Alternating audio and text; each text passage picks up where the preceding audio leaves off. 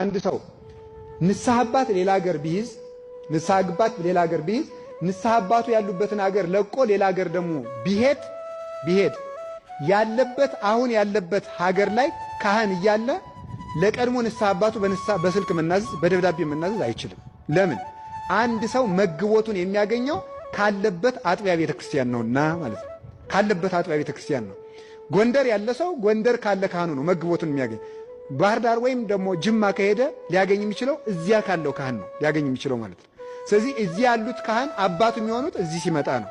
አለቅም የሚሉ ካህናትም አሉ። እንደገና ደግሞ ከድሮ ነው የምናዘዝ የሚልም ሰው አለ።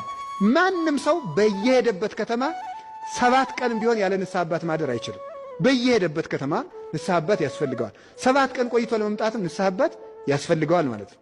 ይህንን አድርጎ ሰው የክርስቶስን ኀፍረተ መስቀል ይሳተፋል። ኀፍረተ መስቀሉን እንድንሳተፍ አምላከ ቅዱሳን ይርዳን።